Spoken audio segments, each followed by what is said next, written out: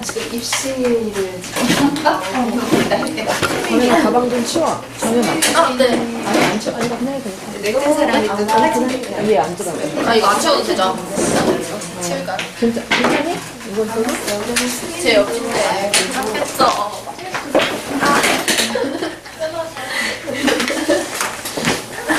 새로운 친구가 이름이 최기아니까 처음 아까 자기소개서 봤어.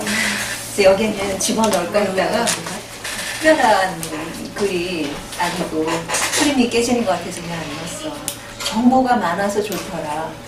근데 이제 글은 앞에 말과 뒤에 말의 호흡이 맞아야 하는 게 첫째야. 그러니까 나는 간다 뭐 이래야 되는데 나는 뭐 그 서술이 안 나오고 엉뚱한 말이 나온다거나 그러면은 안 되지 않니? 그러니까 혹시라도 길어질 경우에는 앞에 말하고 뒤에 말을 이렇게 짝 맞춰볼 필요가 있어. 맞는 거지. 나는 뭐가 되고 싶다. 내 꿈은 뭐다. 뭐 다 달라지지. 그 앞에 말과 뒤에 말의 그 차이가 그런 거.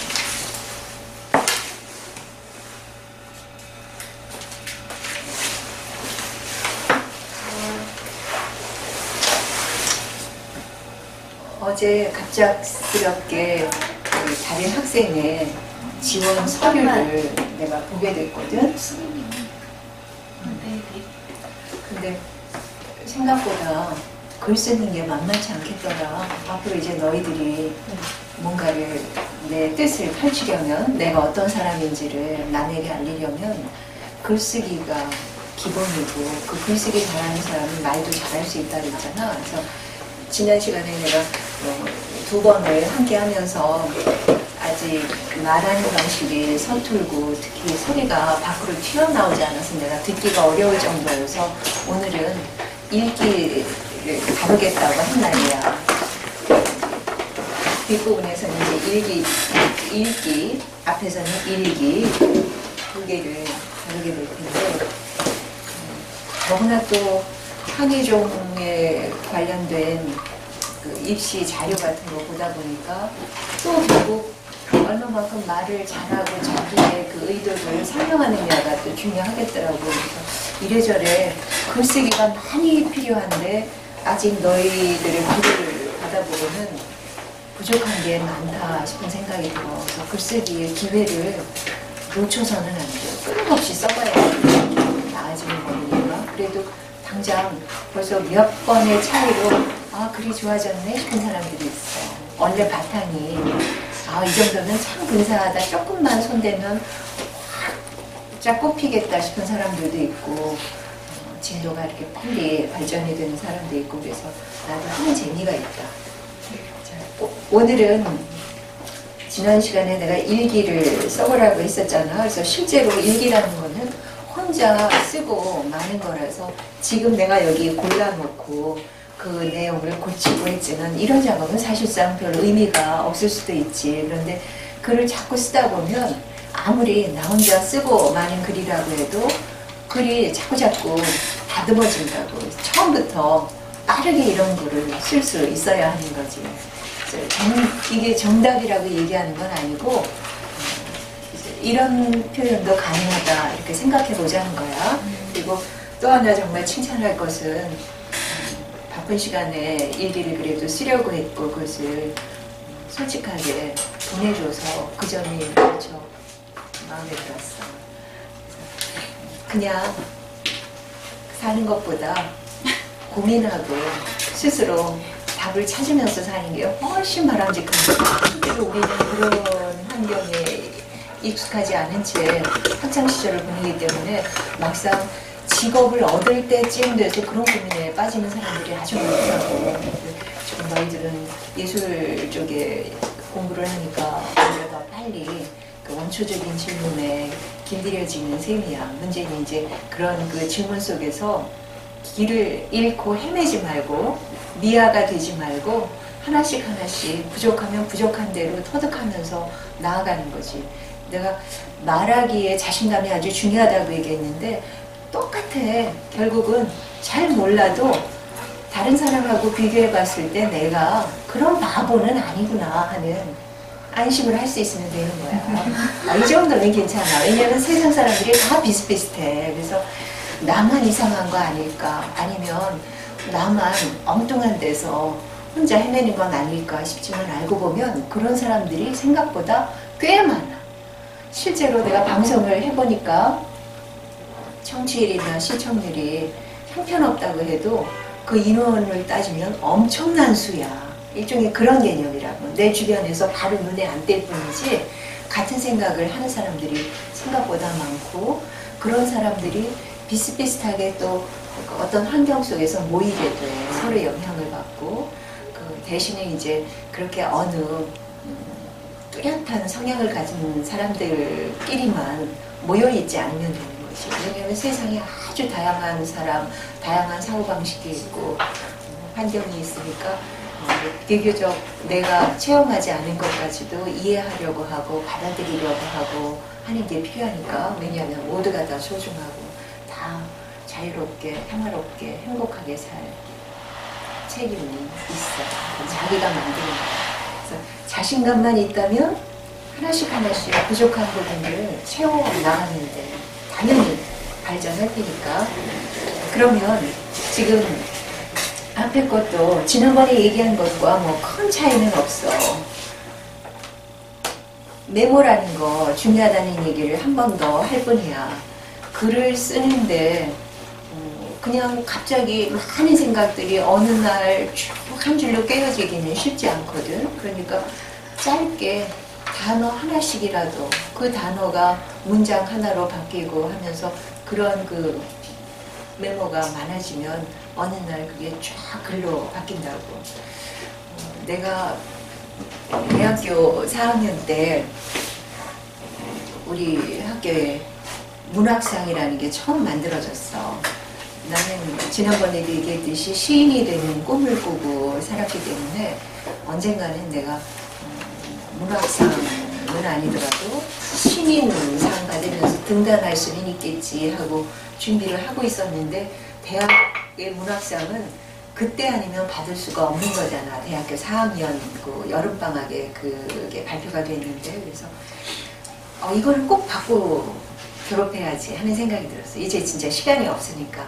그래서 그때 갑자기 그 학보에 나와 있는 공고를 보고 시를 써야지 했는데, 그 시가 언제적 감상이 쓰이게 됐었냐면 방송국 친구들하고 바로 그 직전에 방학 시작되자마자, 대학 방학은 뭐 2월 말부터 시작되는 편이니까 그 바로 시작하자마자 그 남도 여행을 가고 했을 때 구리의 화엄사라는 데에서 받았던 감동을 기억해서 글을 쓴 거였어. 그야말로 그냥 순식간에 글을 썼다고. 그리고 그때 나는 집이 시골이라서 시골에 와 있는데 그 마감이 촉박했고, 그래서 그 같이 방송국에서 활동하는 친구에게 내가 전화로 불러주고 길 보고 서울에서 학교를 가든지 아니면 석 달로 붙여달라. 시골에서는 훨씬 더 시간이 많이 걸리는 그런 시대였으니까. 그래서 그렇게 해서 공모를 내가 응시를 했는데 나중에 그게 상을 받았어. 갑작스럽게 썼으니까 뭐 우수상 이런 건 아니고 우수상이 없는 가작의 개념이었는데, 그게 어쨌든 얼마나 내게 큰 그 영향을 끼쳤는지 몰라. 비교적 그래도 꿈을 꾸고 있다가 어딘가에 시도했는데 그것을 인정해 준 사람이 있었다는 거고, 그동안에 끊임없이 써왔던 글 중에 어느 한 부분을 그냥 다듬지 않고 썼는데 상을 받았었으니까. 그리고 실제로 그 행위는 나중에 내가 아나운서 시험을 볼 때 중요하게 작용을 했어. 학교에 문학상을 받았다는 게 지금 말하면 스펙 쌓기의 개념인 거야. 그때는 전혀 그런 생각 없었지. 졸업하면 기회를 놓치는 거니까 그냥 써봐야 되겠다는 생각을 했던 거고, 그랬는데 더구나 이제 그런 상을 받았다는 거, 이런 것들이 주어진 이력서 양식에는 들어가지 않았어. 그때만 해도 그냥 이렇게 서류상으로 뭐 공무원 시험 똑같이 뭐 학력, 경력, 뭐 남자라면 병력 뭐 이런 식으로 구분이 돼 있었고 따로 난이 없었거든. 그래서 그런 거 쓸만한 자리는 없었는데 KBS 시험에 처음으로 자기소개서라는 양식이 들어왔어. 그때가 내가 1979년도니까 지금 우리가 익숙하게 생각하는 자기소개서라는 게 우리나라에 사상 처음으로 시험에 제시가 된 거야. 그러니까 다른 방송사에는 자기소개서가 없었는데 KBS만 자기소개서가 그냥 빈 서류가 한 장에 더 있더라고. 이렇게 밑줄만 그려져 있는 편지지 같은 거를 자기소개서라고 해놨더라고. 그래서 받은 사람들이 좀 황당해했지. 자기소개서라는 게 도대체 뭐야? 여기다 뭘 적어야 하지? 그리고 서로 이제 논의하는데도 답을 잘 찾지 못하더라고. 지금 같으면 누군가가 분석해서 쫙 어느 정도 그 시험을 도와주는 사람들이 그 틀을 제시해 줬을 거야. 근데 그때는 전혀 그런 시대가 아니었고 받은 사람이 그냥 그 백지 상태의 거를 뭔가를 채워서 내야 돼. 그랬을 때 내가 서류상에 그 이력서라는 데서 쓰이지 않았던 것들을 골라서 여기다 써야 되겠다. 왜냐면 중복할 필요는 없으니까 서류가 2장이라는 것은 이력서에다가 미처 쓰지 못한 것들을 채워야 되는 것이고 조금 더 자유롭게 형식을 벗어나서 내가 그 일에 적절한 재능을 갖고 있고 어떤 적성이 있는지 그런 것들을 알리는 자리로 쓰면 되겠구나 생각을 했던 거였고 그래서 예를 들어서 그 가족 그 소개하는 것도 있잖아. 그때도 여자는 결혼하고 나면 출가 외인이 돼서 호적에서 이렇게 빠져. 근데 우리가 딸이 많았기 때문에 내가 6째 딸이었는데 그 우리 언니들은 다 시집가고 내 바로 우리 언니만 결혼을 안 하는 상태로 밑에 동생들이 있으니까 내가 6째 딸인데 호적상에 가족 그 소개할 때는 2째 딸이 되는 거야. 그래서 그거로는 미흡하다 싶어서 자기소개서에는 내가 그렇게 식구가 많은 데서 자랐고 그 안에서 사회를 경험했고 식구들과 문화예술을 누리면서 자랄 기회가 있었고 뭐 그러면서 글쓰기, 그림 등등에 관심이 많았고 최근에는 뭐 그런 상을 받았고 뭐 그런 식으로 해서 그러면서 이제 어떤 조직 속에서 수능하는 걸 가정에서 다 배웠다 이런 식으로 정리를 했는데 지금 생각해보면 내가 그 당시에도 무척 어려운 시험이었는데 바로 합격할 수 있었던 게 시를 써서 상을 한번 받았다는 그 스펙이 유리하게 작용했고 자기소개서에서 나머지의 나에 대한 정보가 적절한 사람이라는 인정을 받게 했던 것 같아. 그러니까 정말 그 글쓰기의 기회가 없었다면 내가 원하는 일을 하지 못했을 수도 있다. 나중에 면접에서 이제 또 물어보지만 대부분의 경우는 글로 한번 정보를 이렇게 획득한 다음에는 거기에서 미진한 거를 물어보는 면접을 하는 것이지 아주 많은 사람을 다루는 시험을 치면서 똑같은 걸 서류에서 질문에서 하지 않아. 그러니까 항상 어떤 게 중복이고 어떤 게 새로운가 이런 것들을 생각하면서 글을 쓰고 말하고 해야 돼. 그래서 이번에 서류를 보니까 더더욱이나 이 작업을 꾸준히 해야 되겠다는 생각이 들다가 때 돼서 하면 지금도 늘 시간이 모자르지만 그때는 더 모자라. 그래서 그야말로 질문을 이해하고 그 답을 찾는 데 시간이 너무 많이 걸리게 될 거야. 받자마자 바로 쓸 수 있어야지.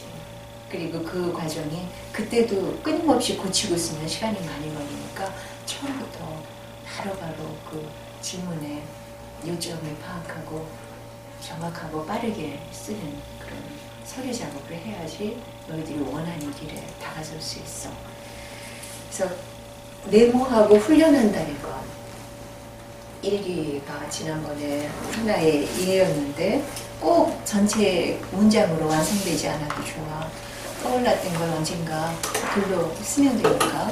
그리고 실제로 내가 방송하면서도 끊임없이 메모를 가지고 오프닝 멘트로, 클로징 멘트로, 브릿지 멘트로 다 활용해서 썼었고 결국은 그게 내가 쓰고자 했던 시와 마찬가지였기 때문에 나중에는 시인이 되겠다는 그 욕구 자체가 없어졌었다고 늘 시를 쓰고 있는 느낌이었습니다. 그래서 그걸 내가 언제 느꼈냐면 항상 끄적이게 되니까 이제 뭐 별 종이를 다 갖고 들어가게 되지. 어떤 때는 공나무로 주는 거, 뭐 무슨 통신사 그런 걸 가져갈 때도 있어.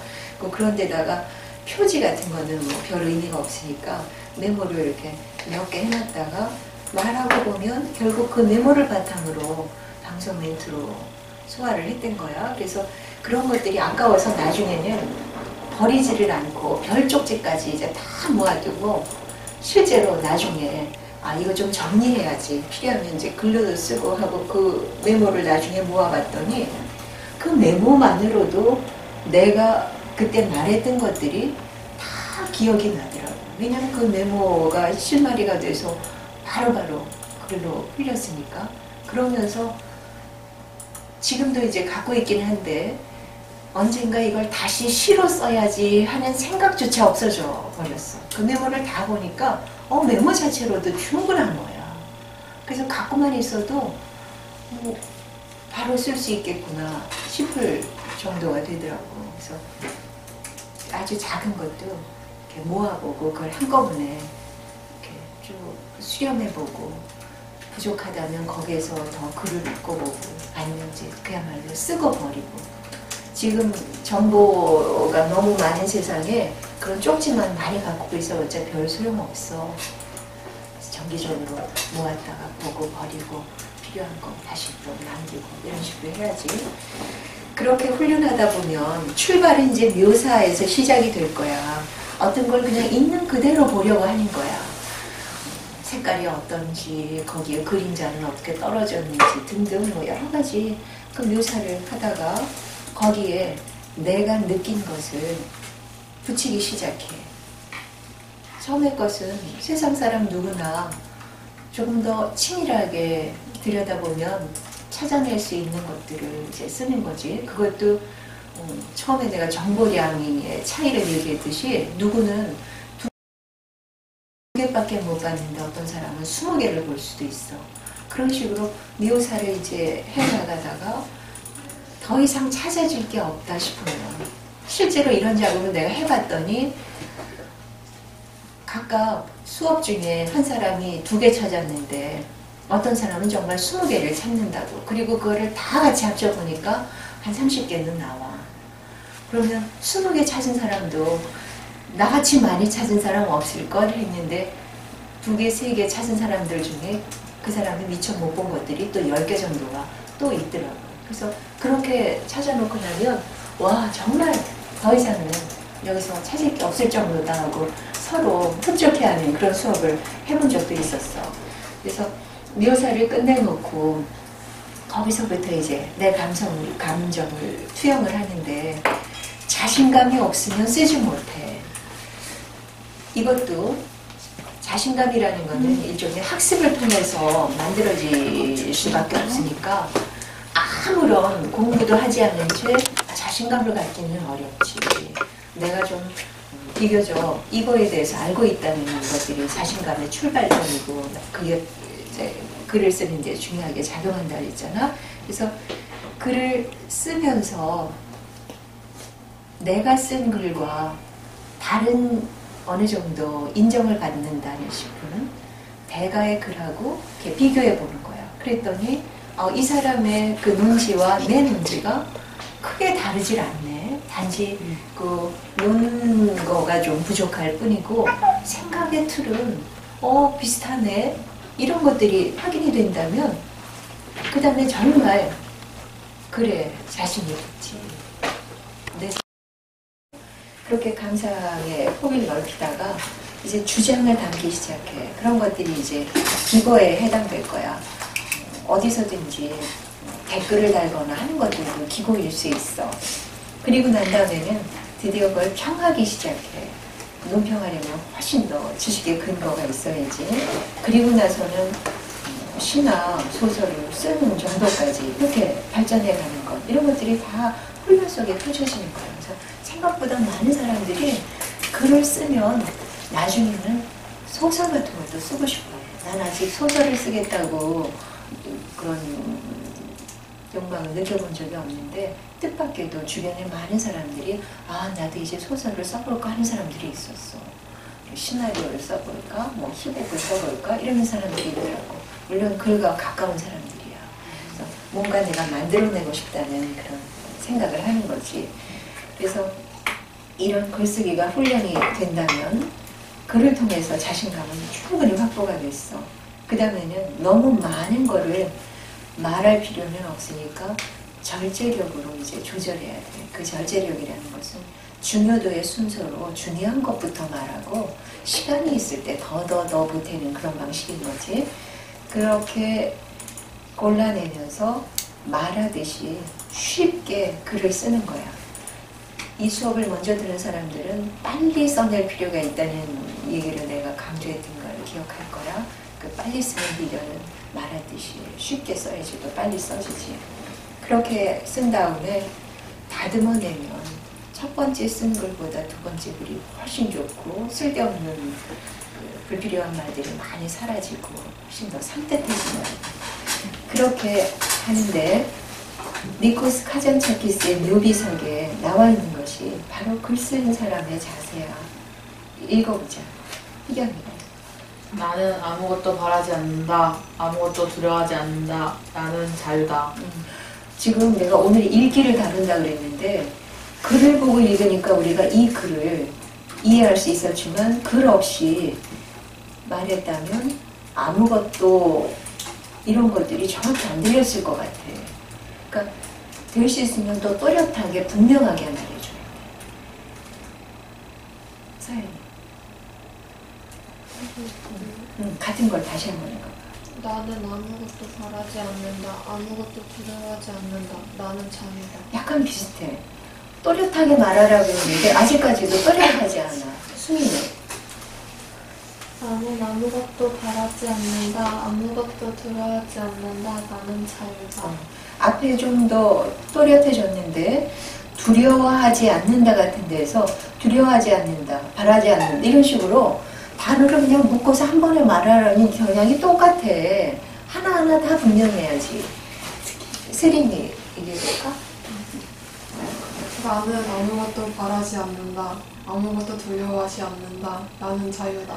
하나씩은 이제 들렸어. 왜냐하면 사이사이 좀 쉼이 있었기 때문에 들렸는데 리을 같은 것들이 다 흐릿해. 리을은 혀를 빨리 움직여야지 나오는 소리야. 글자 그대로 니은이라는 데서 출발해서 니은이 이렇게 혀가 밑에서 이렇게 꺾인 상태야. 난을 해보자. 난. 그러면 밑에서 혀가 이렇게 눌린 채 위로 이렇게 솟구치는 느낌이라고. 그게 니은이라는 모양으로 그려지지. 그 상태에서 리을이 됐다는 얘기는 니은에서 출발이 리을이 된다는 얘기는 혀가 이렇게 꺾여서 어떻게 돼야 하겠니? 뒤로 휘어야 되겠지. 앞에까지 가서 꺾인 혀가 뒤로 꺾인 다음에 위를 쓰다듬어서 나와야 되는 거야. 이렇게 그려지는 거야. 혀의 모양이. 그러니까 난에서 이제 발음을 날로 바꿔보자. 이어서 두 개를 같이 해봐. 난. 랄. 그러니까 여기서 두려워하다, 바라다 이런 말들이 리을이 다 들어간 말인데 너희들이 바라지 않는다, 두려워하지 않는다 이렇게 해버렸기 때문에 내가 정확히 알아들을 수 없었다는 거야. 다음에 세희. 나는 아무것도 바라지 않는다. 아무것도 두려워하지 않는다. 나는 자유. 이제 리을은 좀 들렸어. 근데 속도가 조금 빨라서 다음에 이어지는 그 어절이 잘 안 들려. 하나하나가 다 중요한 거야. 그런데 이제 내가 더 중요하다고 생각하는 말에 사람들이 강세를 싣게 되니까 강약의 리듬이 좀 생길 뿐이지 다른 말들이 시시하게 사라지는 건 아니라고. 강세가 실려서 그 말이 더 잘 들릴 뿐이야. 그러니까 옷감에 무늬처럼 이렇게 찍히는 그런 내용이야. 정연. 갑자기. 나는 아무것도 바라지 않는다. 아무것도 두려워하지 않는다. 나는 자유다. 두려워하지. 여전히 좀 약해. 서연이. 나는 아무것도 바라지 않는다. 아무것도 두려워하지 않는다. 나는 자유다. 이 중에 누가 제일 또렷하게 읽은 것 같아? 서영이요. 서영이가 제일 또렷했어. 니은, 리을이 제대로 분명하게 나왔어. 혀 끝에까지 힘을 주고 혀를 마음껏 휘둘러야 돼. 혀라는 것으로 많은 자음을 만들어내거든. 그래서 입안의 혀를 우리가 입안의 혀처럼 움직인다는 말이 있잖아. 그것처럼 우리는 혀를 아주 자유롭게 쓰고 있는데 생각보다 게으르게 쓰는 사람이 많아서 구석구석 혀가 이렇게 닿고 스치고 하는 것들이 안 나오는 채로 입 안에서 이렇게 혀를 제대로 쓰지 않은 채 소리를 내보내는 경우가 많다고. 그래서 혀 운동만 더 힘있게 혀 뿌리를 힘을 주고 꺾고 뭐 이래야 되니까 그 다음에 혀 끝까지 힘을 줘서 끝을 날렵하게 움직여주는 것, 이런 것들이 혀 운동을 제대로 해서 우리가 발음으로 표현해야 되는 것들이야. 니코스 카잔차키스가 누군지 알지?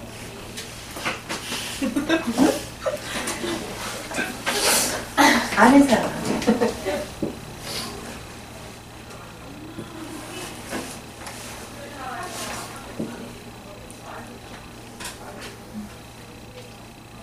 제일 처음에는 디귿이 만들어지지.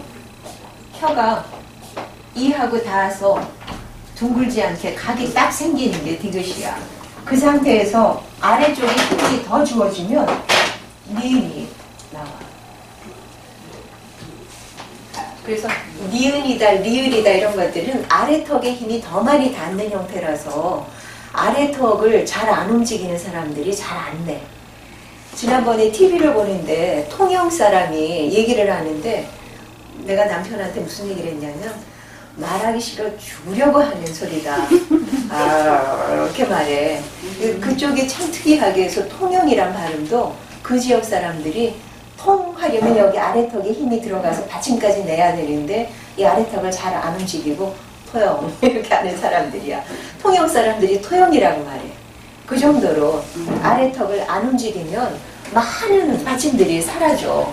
그래서 니은이라는 것이 이 여기에 힘이 걸려야지 가능하다. 그래서 어금니까지 힘을 줘야지만 니은이 나와. 아까 너희들이 난 했을 때 그 힘을 다시 한번 느껴보라고. 난. 여기 아래턱에 힘이 여기 어금니까지 느껴져야 되는 거야. 난. 랄. 그러니까 여기에 힘이 딱 걸리지. 그래서 앙 다물고 소리를 내야 하니 얼마나 어려운 거니. 그래서 니은이다, 리을이다 이런 것들이 힘이 잘 안 걸리면 지난번에 이거 무슨 소리라고 했어? 울림 소리라고 했지? 유성음이라서 울리기 시작하면 힘이 잘 안 걸린 소리는 다 비슷하게 들려서 거의 다 이음으로 들려, 이음. 영철아 또 멍청이로 들리고 막 그런 식이야. 이 상태에서 이제 다시 또 혀가 뒤로 꺾였다가 쓰다듬어서 위까지 덮어주면 리을이 또 나오는 거고, 이런 것들이 진짜 어려운 발음이야. 니코스 카잔차키스에 대해서 아직 답이 없었네?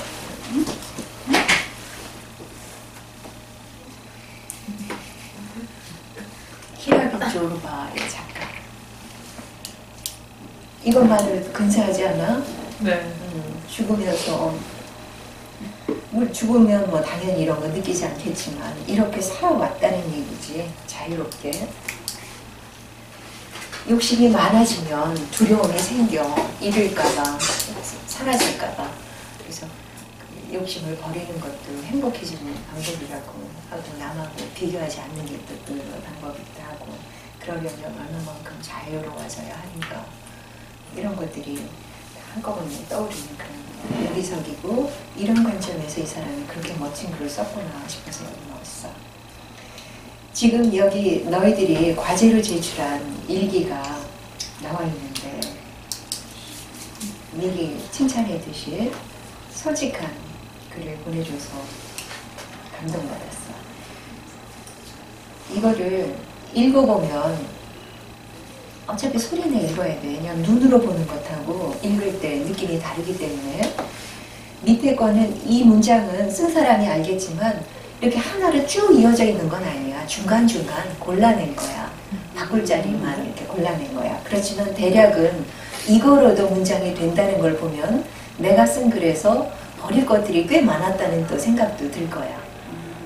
중간에 사라진 것들이 많은데도 이대로 흐름이 이어진다면 이렇게 쓰는 게 더 나은 거지. 그럼 이제 읽어보자. 아까 한 바퀴 돌았으니까 이제 다시 사랑이부터 시작한다. 다 읽어요? 앞에 것만. 바로 안에 것 말고. 내가 이런 부분까지 알아도 되나? 흡사 그 아이의 알몸을 몰래 훔쳐보는 것 같았다. 하지만 그 아이는 내가 글을 읽는 게 아무렇지도 않아 보였다. 그 아이는 자신의 글에 솔직했고 당당했다. 나는 항상 지하방에 숨어있는 쥐처럼 글을 쓰곤 했다. 몇 자 끄적이고 부끄러운 듯 노트를 덮었다. 나에 대해 자신이 없는 걸까?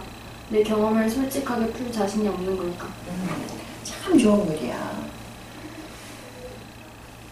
여기 밑에 이제 다시 쓴 거는 그래도 문장이라는 것은 다 어문 규정 지켜야 되고 또 혹시라도 조금이라도 줄일 게 있는지 그런 거 보자고 했고 또 호응이 혹시라도 안 맞는 게 있는지 이런 것들을 보자는 건데 이런 부분까지 알아도 되나 하고 마침표를 찍는 것보다는 이건 물음의 개념이잖아, 그렇지? 그리고 이것은 혼잣말의 개념이니까 작은 따옴표를 쳐줘야지. 그래서 부호도 정확하게 글하고 똑같은 거야. 실제로 부호도 호흡으로 다 표현이 가능해. 그래서 부호는 시시한 게 아니라고. 근데 맞춤법 이런 데 다 들어가는 거야. 훔쳐보는 것은 보다와 훔쳐보다와 것 이 단어가 한꺼번에 붙을 수가 없지. 각각의 단어니까 이제 띄어져야 하고 글을 읽는 게 이것도 참 많이 틀리는 것 중에 하나인데 읽는 것이라는 개념이야. 똑같이 줄었을 뿐이지 읽는 게를 붙일 수는 없어. 부사 형태가 아니라고 읽는 것이니까 그 다음에 것을 솔직했고 당당했다로만 해도 되지 않나 싶어서 그렇게 줄인 거야. 그 아이는 자신의 글에 솔직했고 당당했다. 자신의 글에 솔직했다. 무슨 그 느낌을 담았는지는 알겠어. 글을 보여줬으니까 그만큼 글에 대해서 솔직하고 당당하다는 건데 그냥 그것은 그 아이는 솔직하고 당당했다는 말로 다 가능한 거 아닌가 싶은 거야. 그리고 굳이 이 사람의 글 속에 솔직했고 해서 쉼표를 찍은 게 그 의도를 짐작하게 하지만 그렇게 복잡하게 남들에게 이게 아주 복잡한 글이 아닌데 그 뜻이 뭘까를 세밀하게 살피기보다는 그냥 빨리 전달하면 되는 거니까 그렇게 손을 본 거고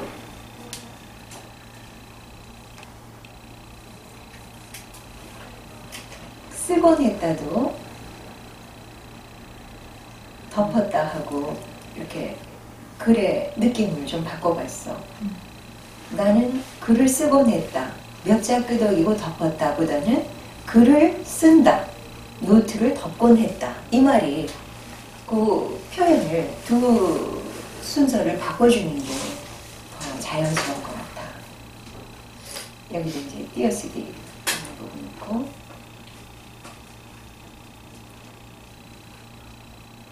자신이 없는 걸까 나에 대해 이런 거 이제 당연히 떼야지. 그 다음에 똑같이 없는 걸까 두 번 가는 것보다는 없어서일까 이런 식으로 자꾸 변화를 시도해봐요. 같은 걸 또 쓰려고 하지 말아야지. 실제로 너희들 글을 자기가 한꺼번에 여러 개를 보게 되면 내가 제일 많이 쓰는 어휘가 뭔지 금방 알 거야. 내가 어떤 방식의 패턴으로 글을 쓰는지 금방 알 거야. 그걸 아주 다채롭게 바꿔줘야 돼. 그래야지 그나물의 그 밥이라고 보는 사람이 뻔하게 이 사람은 이 말을 또 쓸 것이고 이렇게 기술하겠구나 다 짐작이 된다면 그 다음을 읽어봐야 흥미가 없어지잖아. 그래서 그 변화를 시도해야 돼. 당연히 어휘력이 풍부해야 되고 그 다양한 활용을 알아야지만 가능해지지. 다음 사람. 꼭 자연스럽게. 자연스럽게 2015년이라고 적었다. 소리 좀 또렷하게 해보자. 지금 읽기 수업을 하는 날이야. 네. 자연스럽게 2015년이라고 적었다. 잠깐만. 어떻게? 톤을 높이는 거로는 해결이 안 돼. 네. 톤은 높일 필요가 없고 힘은 더 키울 수 있지. 힘을 키우면 소리가 절로 높아져. 내가 작은 소리를 띄우는 게 아니라 소리를 크게 하면 그만큼 높이가 생기니까. 우선 배심으로 힘있게 저녁 먹을 때 돼서 배고파서 힘이 없나? 자연스럽게 2015년이라고 적었다. 1년 동안 2015년도로 살다 보니 이제야 익숙해졌나 보다. 변화가 생겨야 익숙했다는 걸 알게 되는 걸까? 이것은 마치 중학생일 때 시작했던 연애가 올해 끝이 났지만 새로운 연인의 이름을 부를 때 몇 초 망설이는 것처럼 말이다. 올해엔 그 시절 간질거리는 설렘 속에 살던 비교적 어렸던 내가 그리울 것 같다. 이것도 아주 좋은 글이야. 근데 자연스럽게 2015년하고 2라고를 뗄 수는 없어. 2다 해서 연결이 되는 이제 어미 형태인데 여기 2015년이 여기서 좀 특별한 단어지. 그러니까 이럴 때는 작은 따옴표로 이렇게 해결을 해줄 수가 있어. 그래야지 2016년이 됐는데도 2015년이라고 적었네. 이 말을 확 눈에 띄게 알 수가 있지.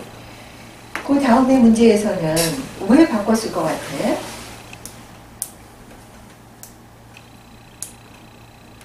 이게 호응의 문제야. 이제야가 여기 들어가서는 안 되지. 이제야가 없어져야 되는 말이지. 만약에 이제야가 들어간다면 2016년이 됐는데 한 3월쯤 돼서 이제야 2016년이라고 쓴다거나 이래야지 그 호응이 맞는 거죠. 여기서는 이제야 익숙해지는 게 아니지. 아직까지의 개념인데 거꾸로야. 이건 완전히 잘못된 단어였어.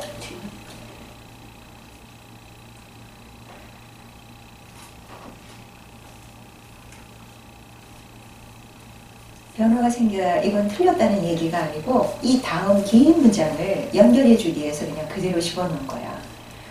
뒤에 문장이 아주 좋은데 너무 길어. 한꺼번에 너무 많은 얘기를 이 안에가 끌고 가려고 했어. 지난번에 적절한 길이가 몇 자라고 했니? 15자 정도라고 했지? 15자 정도 내지는 실제로 복잡한 글에서는 2배도 가능해진다고는 했지만 20자 정도 선에서 마무리 지으려고 해봐야지.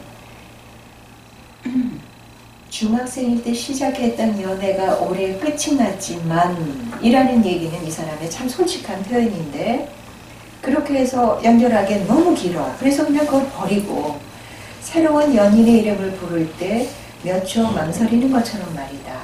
이렇게 해도 다음 연결이 무리가 없어. 변화가 생겨야지 익숙하다는 걸 알게 되는 걸까?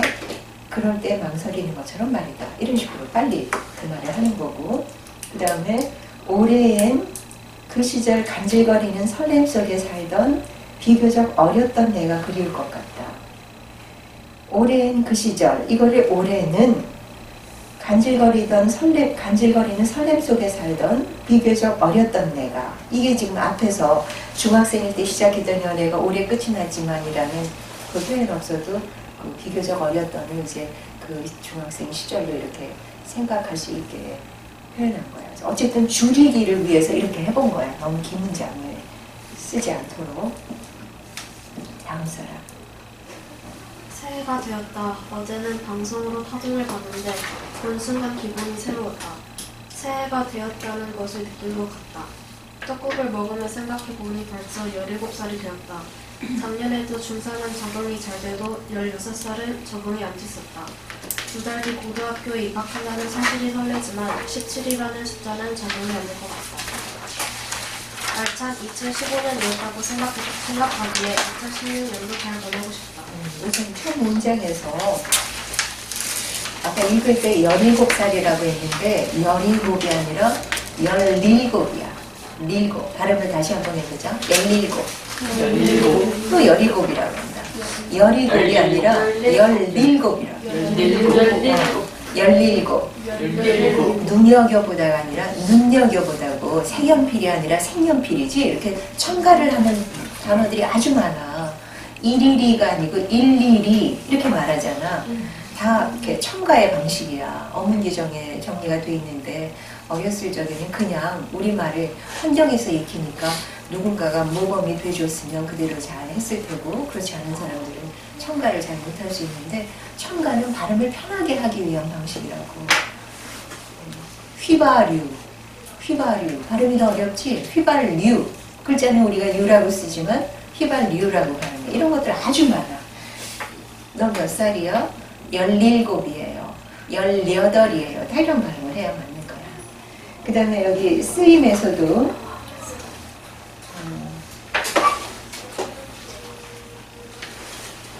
적응이 잘 돼도에서 돼도 이것도 참 많이 틀리는 표기지. 어도가 어도잖아. 돼 어도. 그러면 줄여서 돼지 돼자를 쓸 수는 있지만 이렇게 돼와 도를 이어서 쓸 수는 없어. 적응이 잘 되어도 어가 빠진 거야. 여기서 축약 돼를 쓰는 것보다는 글은 글맛이 나게 되어를 쓰는 게 더 적절해. 그 뒤도 마찬가지. 안 되었다.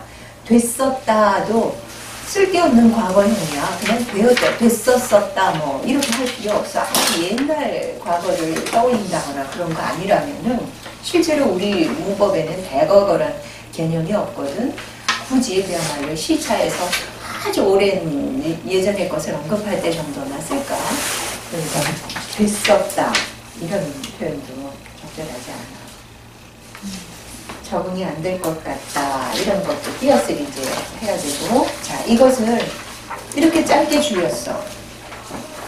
제야의 종을 들으니 사야가 되었으니 실감났다. 실감난다 뭐 이래도 되고.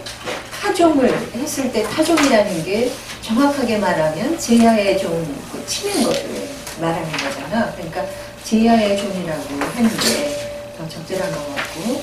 2달 뒤에 고등학교에 입학한다는 사실이 설레지만 17이라는 숫자는 적응이 안 될 것 같다. 2016년도 알차게 보내고 싶다. 알찬 2015년이었다고 생각하기에 이 말은 다 필요 없어. 2015년이 알찼으니까 2016년도 알차게 보내고 싶다는 얘기 아니야. 그러니까 이 긴 문장은 이렇게 짧게 줄어들 수 있는 거야. 그래서 하여튼 될 수 있으면 줄이기를 먼저 하는 게 방법이라고 그랬어. 최대한 많이 줄여서 내가 쓴 분량을 경제적으로 얼마만큼 줄여냈는가가 발전의 첫걸음이야. 다음 사람. 생각할 때마다 내 마음 한구석이 편하지 않다. 습관처럼 굳어버린 수동적인 행동은 평생 내 곁을 함께할 것만 같다. 그 밖의 남은 시간을 채우는 것은 잠과 인터넷이었다. 자신의 삶은 능동적으로 사는 사람이 성공하는 거겠지 라는 생각까지 들으면 너무나 괴로워진다. 늘 마음 한구석을 찝찝하게 하는 수동적인 나의 모습에 회의감을 느끼며 글을 쓰고 있다. 이 글도 아주 좋아. 그야말로 그 사람이 어떤 생각을 하고 있는지 솔직하게 남겼어. 생각할 때마다, 마다는 조사니까 이제 붙여줘야 돼. 한 구석 이런 것들은 복합어야. 붙였어야 돼. 함께 하다도 복합어야. 그래서 함께하고 띄어쓰는 할이 아니라 함께할 이렇게 붙여줘야 돼. 그래서 생각보다 복합어가 꽤 많고 쓰임에서 띄어쓰기 잘못하는 경우가 많아. 지난번에 공부하고 하다, 그것을 또 심지어 공부를 하다 이렇게 할 필요 없다 그랬었지. 공부하다라는 말로 다 쓰이니까 그런 것들 이제 틀리지 않아야 하고. 내가 이번에 너희들 글을 보면서 제일 많이 고쳐야 되겠다고 생각한 것이 인터넷 이었다 이 표현이야. 이었다. 이었다지. 이었다. 였다를 쓸 수가 없어. 이가 붙으면. 이었다. 이었다가 맞는 거지. 이에요가 맞는 거야. 글을 쓸 때 이었다. 이것이 였다가 될 수가 있지. 이에요. 물론 이 앞에 어감이 있어. 이것을 이에요를 줄일 수 없어. 그대로 이에요야. 또 하나 형태가 이에요가 있지. 예를 들어서 이렇게 밥하고 이런 받침이 붙으면 이에요가 붙을 때고, 받침이 없는 말이 붙으면 이에요가 붙고, 이런 식으로. 그리고 당연히 띄어쓰기 할 수 없는 붙여서만 사람을 가면 말이지. 그 자체로는 의미가 없으니까. 그래서 이었다 이거 진짜 많이 틀리더라. 너희들 글 속에서 제일 많이 거슬리는 것들이었어. 자신의 삶을 능동적으로 산다. 이것도 겹치는 말이 꽤 많아, 그지? 삶을 산다. 이런 것들. 그래도 어떻게 하면 더 줄일 수 있을까? 이런 생각을 좀 해봐야 돼. 생각까지. 이것도 물론 합쳐야 될 테고. 찝찝하게. 이 말은 속어야. 사전에 물론 들어가는 있어. 사전에 다양한 쓰임새까지 다 담고 사투리도 다 들어가고 그러니까 그럼 이거의 표준어는 뭐겠니? 찜찜하다야. 찜찜하다라는 말이 언제부턴가 찝찝하다로 바뀌어서 그대로 그냥 쓰이고 있지만 그건 수고의 개념이라고. 찜찜하게로 바꿔보면 그게 더 품이 있다는 걸 알 수 있어. 그 다음에 회의감을 느낀다. 이것도 중복이야. 뭐가 중복이겠어? 감과 느낀다가 중복이지.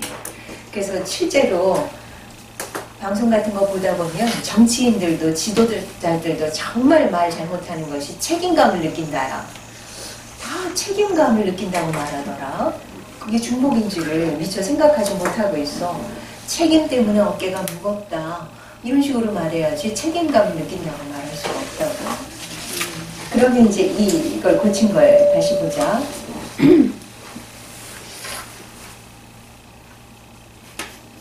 생각할 때마다 마음 한구석이 편치 않다. 늘 마음 한구석을 찜찜하게 하는. 여기 늘이 뒤에도 있기 때문에 한 번쯤은 늘을 또 버려준 거야. 습관처럼 굳어버린 수동적인 생각이 평생 내 곁을 함께할 것만 같다. 여기 만도 겉하고 붙여줘야 되는 것이고, 남은 시간을 채우는 것은 장과 인터넷뿐. 이래도 되는 거야, 그치? 인터넷이었다. 이렇게 말하기보다 이렇게 강렬하게 느낌표로 마무리할 수 있어. 그 밖에 남은 시간 이렇게 하는 것을 그 밖에를 또 버려줘도 가능해. 그지? 능동적으로 사는 사람이 성공하는 거겠지라는 생각하게 되면 괴로워진다. 늘 마음 한구석을 찜찜하게 하는 수동적인 나의 모습에 회의를 느끼며 글 쓰고 있다. 이렇게 하면 앞에 글이 훨씬 더 많이 정돈이 된 느낌이야. 그래서 자기들이 글을 쓰고 보내느라고 이제 바쁘겠지만 그래도 한 번 더 고쳐보고 그러면 얼마만큼 당장 효율이 높아졌는가, 경제적으로 더 짤막한 글이 됐는가. 이것은 내가 쓰는 수고를 더는 것뿐만 아니라 보는 사람의 수고도 덜어주는 거라서 아주 중요한 부분이라고 해서 항상 글쓰기를 짧게 정리할 수 있도록 썼던 글을 고쳐나가는 작업을 해보도록 하자. 이제 쉬는 시간이 벌써 다 된 것 같다. 음성 표현에서 뒷부분에 내가 읽기를 주로 다루려고 했는데 읽기 위해서 필요한 것들만 짧게 정리한 거야. 몇 개 해보고 넘어가자. 이것도 돌아가면서 마치도 하나씩 우선 읽자. 음성적 표현, 호흡과 발성부터. 아까 누가 읽었지? 자세는 호흡은 발성의 근원이다. 다음 사람. 발성의 안정성과 적절한 호흡 안배가 필요하다. 그래서 소리를 낸다는 것은 힘을 채웠다가 배에서부터 끌어서 꺼내줘야 되기 때문에 이 목에서 그냥 쏟아지는 소리가 아니라 배 아래에 깊게 내려앉은 호흡을 서서히 길어 올려야지 제대로 된 소리가 나고 목이 아프지 않기 때문에 자세를 바로 잡아야 돼. 어깨에다 힘을 주거나 목에다 힘을 주고 입에다 힘을 주면 제대로 된 소리를 낼 수가 없어. 그래서 자세를 바로 잡자고 했으니까 지금 앉은 상태에서 자세를 우선 잡아보자. 어깨를 편안하게 내리는 게 방법이야. 어깨 편안하게 내리는데 허리가 꺾이면 안 돼. 허리는 꼿꼿하게 세우면 자연히 힘은 어디에 걸리니? 배. 아랫배에 걸리지. 그래서 아랫배 쪽에 힘을 가득 채우고 배꼽줄을 당기면서 호흡을 뿜어낸다고 생각하고 길어 올린다고 생각해야 돼. 호흡이라는 것이 숨을 들이쉬고 내쉰다, 내쉬고 들이쉰다 이런 개념이지만 실제로 복식호흡, 아랫배에서 끌어올리는 호흡은 숨을 적어도 3단계로 나눈다고 봐야 될 정도야. 채우고, 끌어올리고, 내리고 이런 개념이에요. 그래서 숨을 한번 제대로 채우고 뱉는 소리를 우선 내보자. 아라는 소리를 하나를 내보도록 해. 큰 소리로 하는 거다. 자, 아라는 소리. 큰 소리라고 해서 지르는 소리가 아니라 큰 소리, 힘 있는 소리. 어깨는 내리라고 했으니까 손이 여기 무릎에 올라갈 필요도 없어. 그냥 떨어뜨리는 게 제일 좋은 방법이지. 그래야지 내려가지. 자, 목을 이렇게 좀 움직여봐. 힘 걸리는 데 없지? 자, 그 상태로 아라는 소리를 내본다. 시작. 조금 더 큰 소리. 큰 소리라고 해서. 시작. 하고 누르는 소리를 낼 필요가 없는 거야. 지금 희경이는 목을 누르는 소리를 냈어. 그냥 배에 큰 힘을 밖으로 뽑는다고 생각하고 다시 시작. 이번엔 좀 길게 해보자. 호흡에 안대라는 것도 필요하다고 했으니까 때에 따라서 성악가들 같이 길게 고음을 뽑을 수도 있는 거니까. 자, 시작. 좋아. 그 정도로 길게 한다고 생각해. 대신에 배꼽줄을 당기라고 했는데 배가 한번 울룩불룩하게 느껴지면 안 되는 거야. 계속 배가 이렇게 당겨지는 상태로 소리가 나와야 하는 거지. 숨을 다 썼다면 그제서 이렇게 숨이 빠지겠지. 이런 식으로. 낼 때는 이렇게 내서는 안 된다는 거야. 최대한 길게. 시작. 좋아. 그 소리를 이제 크게 내보자. 지나치게 길게 낼 필요 없이 큰 소리로 좀 내보자. 실제로 밖에 나갔는데 아이가 길을 막 제멋대로 뛰어가려고 해. 차가 아이를 치일지도 몰라. 그럴 때 아이를 이래야 되지. 뭐 이런 기명이 나올 거 아니야. 이런 개념으로 아라고 생각해봐. 시작. 길게 할 필요 없다 그랬잖아. 길게 할 필요 없어. 크게 내야지. 상황이 설정했잖아 지금 길에 있어. 갑자기 당연하지. 항상 소리 훈련이라는 게 지금 이것 자체도 설정이잖니. 내가 일부러 이와 같은 조건에서 내 소리를 만든다의 개념이야. 훈련은 항상 그게 훈련이야. 실제랑 똑같이 하려면 훈련이 될 수가 없어. 극대화시키고 그것을 단위로 짧게 해서 여러 번 반복 훈련하는 게 제대로 체계적인 방법을 쓰는 거라고. 짧게 큰 소리로 시작. 근데 지금 다시 하고 이렇게 목을 누르는 소리가 났어. 가깝게 들리게 쓰는데 괜찮아. 아까 배에서 내는 소리 기억 못해? 다시 시작. 이제 조금 좋아졌어. 지금 누군가가 정연이가 일어나보자. 정연이 여기 서서 아라는 소리를 한번 그대로 내봐. 아라는 소리. 힘이 없다 그랬는데 그 소리 다 해봐.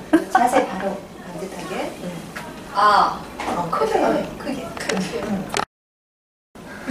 손 내리고 손을 내리고 반듯하게 어깨 떠고. 크게. 지금 크지가 않나 소리가. 다시. 이렇게 누르는 소리잖아. 배에서 소리를 꺼내보라니까. 이렇게. 내 배를 딱 이렇게 누르면서 뱉어내야지. 다시. 어깨 내리고. 배를 누르다는 숨을 채우고 멈추고 있다가 하고 뱉어내야지. 아가 아니라. 이렇게. 그렇지. 그 대신에 짧게. 그래. 이 소리가 훨씬 좋은 소리잖아. 근데 아직 힘은 잘 안 채워졌어. 이제 꺾어서 몸을 최대한이 바닥으로 꺾어. 최대한. 그 상태로 소리를 크게 이제 아를 내봐. 이거 들지 말고 그대로 떨어뜨리고 시작. 더 크게. 더 크게. 됐어. 아까보다 숙였을 때 자리에 잘했어. 숙였을 때 소리가 더 힘이 있었지. 사람이 직립보행을 하니까 이게 거꾸로 길어 올리는 게 아니라 우리가 호흡이 익숙하지 않은 거야. 근데 훈련이 된다면 누구나 다 그렇게 말할 수 있어. 그런 소리를 실어낼 수가 있어. 개가 멍! 이렇게 이렇게 부르는 데 봤어? 그거는 진짜 앞에 호랑이가 있을 때지. 그러네. 이렇게 줄어드는 소리. 실제로 근데 이런 소리를 안 내버릇하면 이것도 모든 게 다 기의 순환이고 내 습관 속에 그대로 사라지는 거야. 이 원초적인 동물이 내는 그 소리 똑같이 내고 살았다고. 그러다가 직립보행 속에서 그 소리를 잊고 목 위주로 쓰면서 자꾸 목은 상하고 좋은 소리는 영영 되찾지 못하고 그렇게 지낼 수가 있거든. 힘있는 소리를 꺼낸다는 거는 내 소리를 빙산의 일각처럼 힘은 저장하면서 멀리 쓸 수 있는 그런 능력을 키우는 거야. 그래서 아까 저기 길에 있는 아이에게 큰 소리를 지른다고 지금 너희들의 수준이면 그 아이 구하지 못해. 근데 정말 소리 제대로 쓰면 온 동네 사람이 다 쳐다보고 가까운 사람 누군가가 그 아이를 끌어낼 수도 있어. 그런 식으로 원래 갖고 있는 소리를 힘있게 쓸 줄 알아야 돼. 그래서 급할 때는 그렇게 가장 큰 소리부터 심지어 아주 작은 소리까지. 그렇지만 작지만 활자가 망가진 채로 인수했더니 니은인지 이은인지 디귿인지 모르게 찍히는 게 아니라 각이 또렷하게 나오더래. 너희들 대상 해보고 다 알잖아. 아주 많이 연습하면 그 선이 다 나오지. 일부러 그거를 뭐 이렇게 지우개로 지우지 않더라도 아주 손에 힘을 줄이고 가는 선을 살려낼 수 있다고. 그런 식으로 소리로도 연습이 가능한 거야. 지금 호흡을 우선 내봤으니까 여기까지만, 호흡과 발성까지만 하고 쉽게. 그래서 자세가 아주 중요해서 어깨가 구부정하거나 이런 사람들이 제대로 된 소리를 낼 수가 없어. 반대로 어깨가 이렇게 삐죽 올라가는 사람, 목이 파묻힌 사람, 또 아니면 거북이 목처럼 이렇게 떨어지는 사람, 이런 거 다 좋은 자세가 아니니까 발성에 지장을 받지. 그래서 발성을 편안하게 할 수 있는 자세 특히 중요하고, 그렇게 호흡이 채워졌다면 그 호흡을 내가 써야 될 의미에 나누어서 써야 돼. 짧게도 말할 수 있지만 때에 따라서는 길게도 말할 수 있으니까 필요할 때 숨을 보태지 않고도 내가 원하는 말을 한 호흡에 실어갈 수 있는 그런 안배가 필요하고, 호흡이라는 것이 숨을 채우려면 코로 입으로 이제 쉬자니 연구개가 벌어진다는데, 연구개라는 것은 입 천장 쪽을 말하는 거야. 그 부분이 벌어지고 후두는 내려가. 이렇게 놀랐을 때 만화가 이렇게 동그랗게 목젖 그리잖니. 놀랐을 때 이렇게 하고 이렇게 그리잖아. 이게 이 후두라고. 이게 올라왔다는 것은 그만큼 경직돼 있고 긴장했다는 얘기야. 제대로 호흡하려면 이 호흡이라는 게 우리가 기억하지 못할 정도로 끊임없이 해내고 있는데 당연히 편안하게 후두가 내려가지. 그래서 연국에 벌어지고 후두가 내려가고 폐에 근육이 움직이고 하면서 횡격막이 팽창되고 하는 과정이 호흡에서 벌어지는 현상이야. 그래서 실제로 이쪽이 여기 앞에 근육, 겨드랑이 쪽 근육 이런 것들도 다 호흡에 작용을 해. 그래서 운동하는 사람들이 실제로 어떤 남자가 너무 병약해서 소리의 힘도 잘 못 키운다면 실제로 보디빌딩 같은 데서 집중적으로 이쪽 어깨 쪽, 겨드랑이 쪽 근육을 살려내면서 이 폐를 움직이게 하는 근육을 발달시키면서 호흡을 키울 수도 있어. 그런 연습까지 한다고 하더라고요.